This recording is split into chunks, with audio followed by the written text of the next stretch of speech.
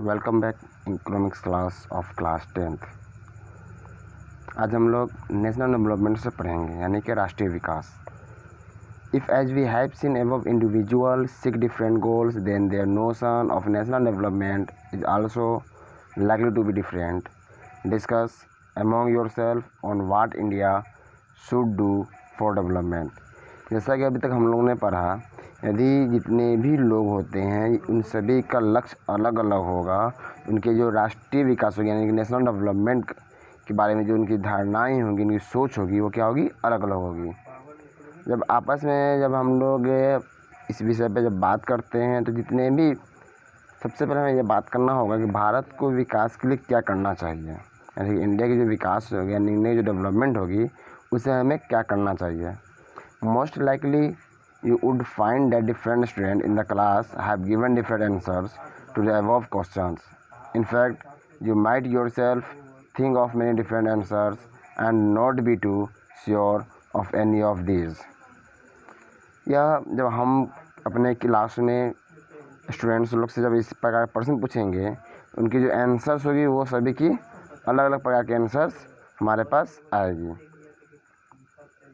It is very important to keep in mind that different person could have different as well as conflicting notions of a country's development.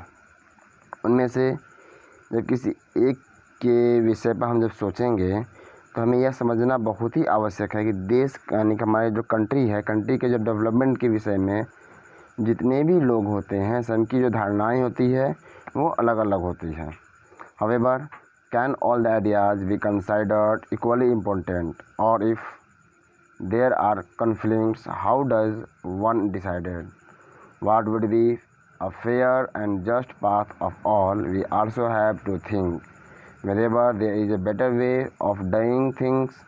Would the idea benefit a large number of people or only a small group? National development means thinking about these questions. लेकिन इतने भी विचार हमारे पास आते हैं, क्या उनकी विचारों का हम लोग एक बराबर रूप से महत्व इक्वली इम्पोर्टेंस में ले सकते हैं? यदि उनकी जो विरोधी होंगे उनका निर्णय कैसे किया जाए?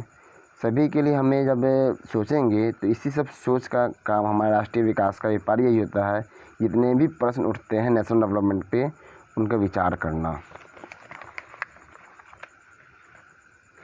जैसे यहाँ एक एग्जांपल दिया गया हुआ है, A vessel dumped 5,500 tons of liquid toxic waste into open air dumps in a city and in surrounding sea.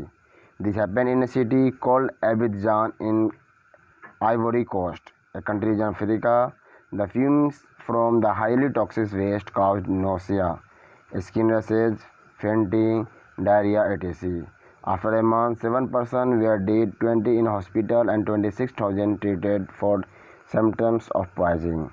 A multinational company dealing in petroleum and metals had contacted a local company of the Ivory Coast to dispose the toxic waste from the ship. अब यहाँ बता रहा है example में कि एक जहाज़ से 500 टन लिक्विड सबसे जहरीले जो होते हैं जिसे हम लोग बोलते हैं टॉक्सिक वेस्ट जो होते हैं, उस वेस्ट को एक शहर के खुले कूड़े घर के आसपास के समुद्र में डाल दिया जाता है। यह जो देश है अफ्रीका देश के आइवरी कोस्ट के आबिदजान शहर में हुआ था। इस खतरनाक जहरीले जो फेंके गए थे जिसके धुएं से लोगों का जी मिलाना, चमड़ी का दर्द पड़ना, बेहोश होना, इसके अलावा साथ डायरिया, ये सभी बीमारी आना शुरू हो गई थी। 1 महीने के बाद ही इस वेस्टेज से 7 लोग मरे गए थे। 20 लोग अस्पताल में यानी हॉस्पिटल में एडमिट हुए थे और साथ ही साथ 26,000 से ज़्यादा लोग में टॉक्सिस की बीमारी पाई गई थी। ये सभी एक बहुराष्ट्रीय कंपनी पेट्रोल और मेटल्स की जो एक बहुराष्ट्रीय कंपनी थी आइवरी कोस्ट के एक स्थानीय कंपनी को अपने जहाज़ से जहरीले पदार्थ यानी कि जितने भी पॉइजन टॉक्सिक पदार्थ होते हैं, टॉक्सिक वेस्ट होते थे, उसे फेंकने का ठेका दिया गया था। इससे बेनिफिट कैसे हुई? जो मल्टीनेशनल कंपनी थी उसे बेनिफिट हुई कि जो कचरा थी वो डंप कर दिया गया। फिर नेक्स्ट है how to compare different countries और स्टेट, यानी कि जितने भी राज्य है उन सभी राज्यों में, उन सभी देशों में तुलना कैसे किया जाए। You may ask if development can mean different thing. How come some countries are generally called developed and other underdeveloped? Before we come to this, let us consider another question. अब यह पूछ सकते हैं, अगर विकास का अर्थ अलग अलग हो सकता है तो फिर कुछ देशों को विकसित और कुछ देशों को अविकसित क्यों कहा जाता है। When we compare different things, they could have similarities as well as difference. जब हम अलग अलग चीज़ों की तुलना करते हैं, उनकी कुछ समानताएं, उसकी कुछ अंतर दोनों को हम देखते हैं। Which aspect do we use to compare them? Let us look at a student in the class itself. How do we compare different students? They differ in the height, health, talents, and interested. The healthiest student may not be the most studious one. The most intelligent student may not be the friendliest one. So, how do we compare students? The criterion we may use depend on the purpose of comparison. We use different criterion to choose a sports team, a debate team, a music team, or a team of organize a picnic. Still, if for some purpose we have to choose the criterion for the all-around progress of children in the class, how shall we do it? जैसे देखते हैं कि हमारे class में ही बहुत सारे students होते हैं। उन सभी स्टूडेंट्स से जब तुलना किया जाएगा उनके हाइट से, उनकी हेल्थ से, उनके साथ साथ उनकी जो टैलेंट्स है, उनकी जो इंटरेस्टेड है, उसमें सभी की क्या होगी, कुछ ना कुछ डिफर आती जाएगी। इसमें हो सकता है कुछ ऐसे स्टूडेंट्स होते हैं जो बहुत ही ज़्यादा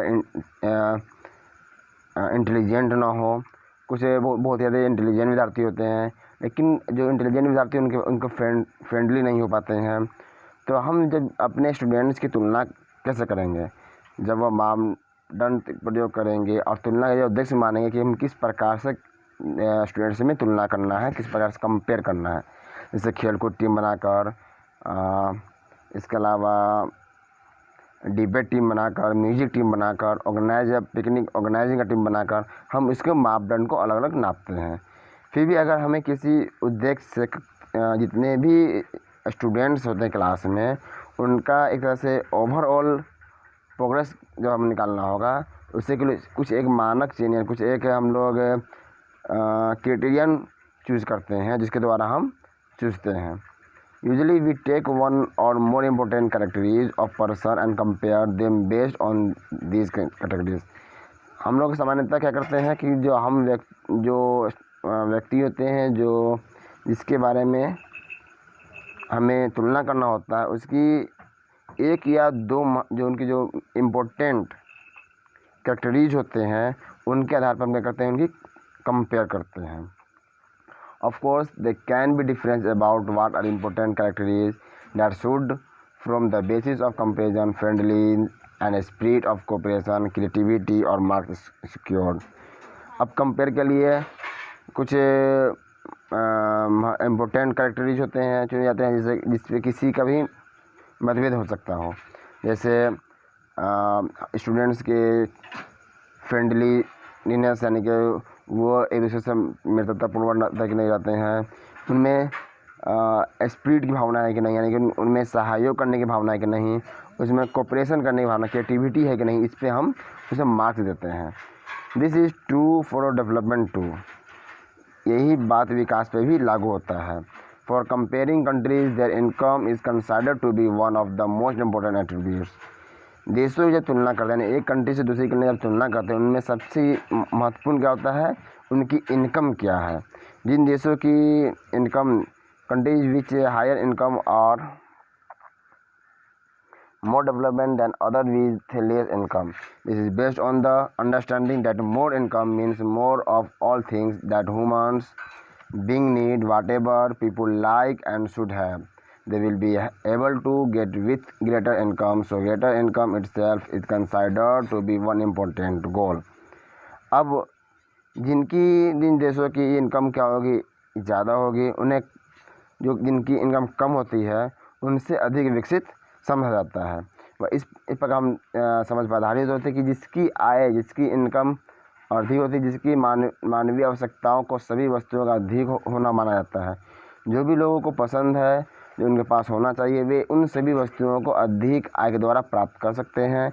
इसलिए ज़्यादा आय पाने वाले लोग ज़्यादा विकसित समझे जाते हैं। Now what is the income of a country? Intuitively the income of the country is the income of all the resident of the country. This gives us the total income of the country. अब एक जो country है तो उनकी income देखा जाता है तो किसी देश की जो इनकम होती है उस देश से जितने भी लोग होते हैं उन सभी लोगों की कुल इनकम से पता चलता है। However, for comparison between countries, total income is not such an useful measure since countries have different populations. Comparing total income will not tell us what an average person is likely to earn. Are people in our country better off than others in the different country? Hence, we compare in average income, which is the total income of the country divided by its total population. The average income is also called per capita income. लेकिन देश की जो हम compare करते हैं इसमें जो हमारी टोटल इनकम होती है वह एक सही हमारा मेजर नहीं होता, एक यूजफुल मेजर नहीं करा सकते हैं, क्योंकि जितने भी हमारे देश में पॉपुलेशन होती है वो अलग अलग होती है। कुल हमारी जो टोटल इनकम होती है उसकी कंपेयर में हमें यह मालूम नहीं होता है कि औसत व्यक्ति क्या कमा सकता है। इसलिए हमें सबसे पहले औसत आय की कंपेयर करते हैं। जो देश के यानी कि कंट्री के जो कुल इनकम होती है उसे कुल पॉपुलेशन यानी कि टोटल पॉपुलेशन से भाग देकर निकाला जाता है। औसत यानी कि आय को ही यानी कि एवरेज इनकम को ही हम लोग पर कैपिटा इनकम भी कहा जाता है। In world development reports brought out by the world bank this criterion is used in classifying countries. विश्व बैंक यानी कि जो हमारा वर्ल्ड बैंक है उसमें वर्ल्ड डेवलपमेंट रिपोर्ट 2012 के अनुसार किसी भी देश को क्लासिफाइड करने के लिए कुछ मापदंड प्रयोग किया जाता है। Countries with per capita income of $12,056 per annum and above in 2017 are called rich country, are those with per capita income of $955 or less are called low income countries. India comes in the category in low middle income countries because its per capita income in 2017 was just $1822 per annum. The rich countries, excluding countries of Middle East and certain other small countries, are generally called developed country. अब वैसे country जिसका जो $12,056 वार्षिक होगा वो country क्या कहलाती है? रिच कंट्री कहलाती है, यानी कि विकसित देश के रूप में कहलाती है। और जिस देश का $955 पर ईयर से कम होगा वो लो इनकम कंट्रीज कहलाती है, यानी कि वो हमारा अविकसित देश कहलाती है। इंडिया जो है एक लो मिडिल इनकम कंट्रीज है, क्योंकि इसकी जो 2017 में $1820 पर एनुअम था, जो रिच कंट्रीज यानी कि जो विकसित कंट्रीज है उससे कम था।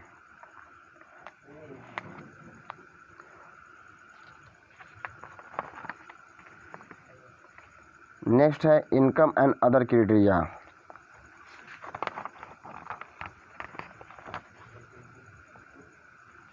बच्चों आज इतना ही। अब नेक्स्ट क्लास में हम लोग इनकम एंड अदर क्राइटेरिया से पढ़ेंगे। Thank you.